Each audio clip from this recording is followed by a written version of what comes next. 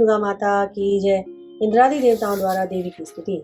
महिषी मेधा बोले, देवी ने जब पराक्रमी दुरात्मा महिषासुर को मार गिराया और असुरों की सेना को मार दिया, तब इंद्रादि समस्त देवता अपने सिर और शरीर को झुकाकर भगवती की स्तुति करने लगे।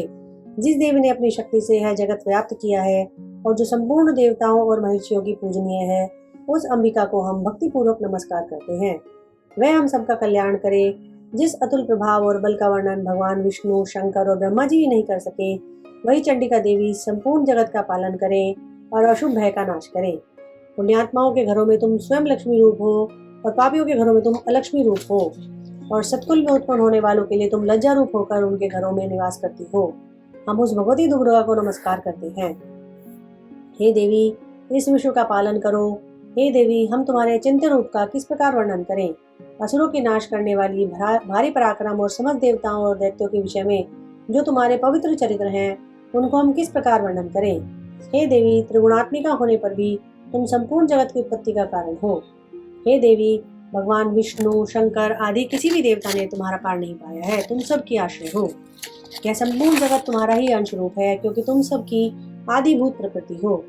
हे देवी, तुम्हारे जिस नाम के उच्चारण से संपूर्ण यज्ञों में सब देवता तृप्ति लाभ करते हैं, वह स्वाहा तुम ही हो। इसके अतिरिक्त तुम पितरों की तृप्ति का कारण हो, इसलिए सब आपको स्वधा कहते हैं। हे देवी, वह विद्या जो मोक्ष की देने वाली है, जो अचिंत्य महाज्ञान स्वरूपा है, तत्वों के सार को वश में करने वाली, संपूर्ण दोषों को दूर करने वाले, मोक्ष की इच्छा वाले मुनिजन जिसका अभ्यास करते हैं, वह तुम ही हो। तुम वाणी रूप हो और दोष रहित, ऋग तथा यजुर्वेदों की एवं गीत और सुंदर पदों के पाठ वाले सामवेद की आश्रय रूप हो। तुम भगवती हो। इस विश्व की उत्पत्ति और पालन के लिए तुम वार्ता के रूप में प्रकट हुई हो, और तुम संपूर्ण संसार की पीड़ा हरने वाली हो। हे देवी, जिसे सारे शास्त्रों को जाना जाता है, वह मेधा शक्ति तुम ही हो, और दुर्गम भवसागर से पार करने वाली नौका भी तुम ही हो। लक्ष्मी रूप से विष्णु भगवान के हृदय में निवास करने वाली और भगवान महादेव द्वारा सम्मानित गौरी तुम ही हो। मंद मुस्कान वाले, निर्मल पूर्ण चंद्र बिंब के समान और उत्तम स्वर्ण की मनोहर कांति से कमनीय तुम्हारे मुख को देखकर भी महिषासुर क्रोध में भर गया, यह बड़े आश्चर्य की बात है। हे देवी, तुम्हारा यही मुख जब क्रोध में भर गया तो उदय काल के चंद्रमा की भांति लाल हो गया और तनी हुई भौहों के कारण विकराल रूप हो गया। उसे देखकर भी महिषासुर के शीघ्र प्राण नहीं निकले, यह बड़े आश्चर्य की बात है। आपके कुपित मुख के दर्शन करके भला कौन जीवित रह सकता है। हे देवी, तुम हमारे कल्याण के लिए प्रसन्न हो।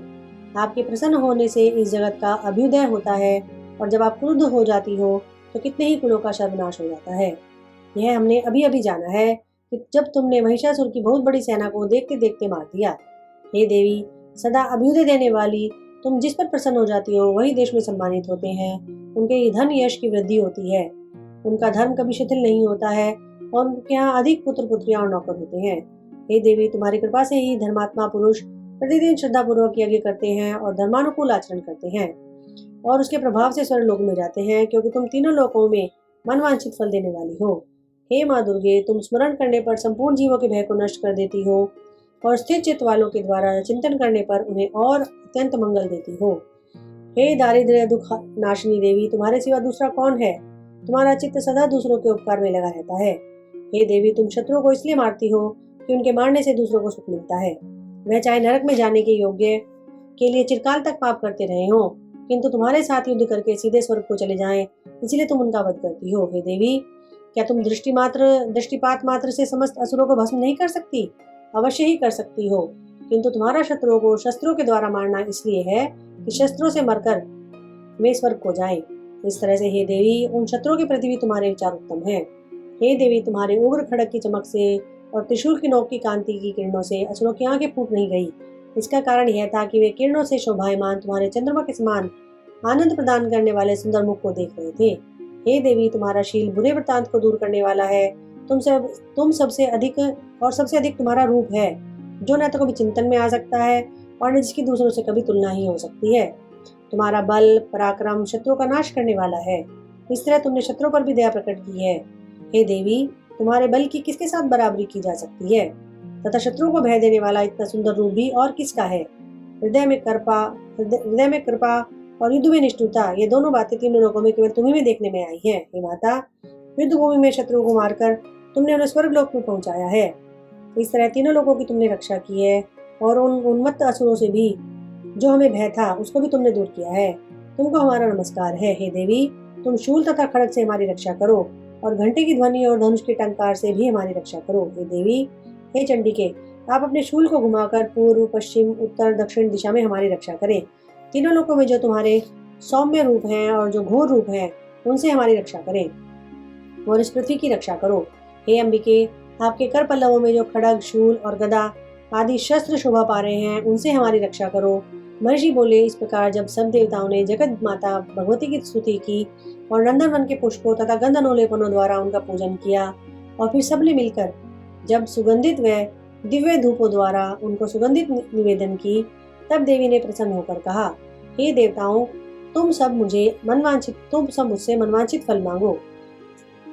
तुम सब मुझसे मनवांछित वर मांगो। देवता बोले, हे देवी, तुमने हमारा सब कुछ कार्य कर दिया है, अब हमारे लिए कुछ भी मांगना शेष नहीं रहा, क्योंकि तुमने हमारे शत्रु महिषासुर को मार डाला है। हे महेश्वरी, तुम इस पर भी यदि हमें कोई वर देना चाहती हो तो बस इतना वर दो कि जब जब हम आपका स्मरण करें तब तब आप हमारी विपत्तियों को हरण करने के लिए हमें दर्शन दिया करें। हे अंबिके, जो कोई भी तुम्हारी स्तुति करे तुम उनको वित्त, समृद्धि और वैभव देने के साथ ही उनके धन और स्त्री आदि संपत्ति बढ़ाएं और सदा हम पर प्रसन्न रहें। महर्षि बोले, हे राजन, देवताओं ने जब सब जगत के लिए अपने लिए इस प्रकार का प्रश्न किया तो बस तथास्तु कहकर देवी अंतर्धान हो गई। हे भूप, जिस प्रकार तीनों लोगों का हित चाहने वाली भगवती देवताओं के शरीर से उत्पन्न हुई थी वह सारा वृत्तांत मैंने तुम्हें कह दिया। और इसके पश्चात दुष्ट असुरों तथा शुंभ निशुंभ का वध करने और सब लोगों की रक्षा करने के लिए जिस प्रकार गौरी देवी के शरीर से उत्पन्न हुई वह सारा वृत्तांत मैं यथावत वर्णन करता हूँ। बोलो दुर्गा माता की जय।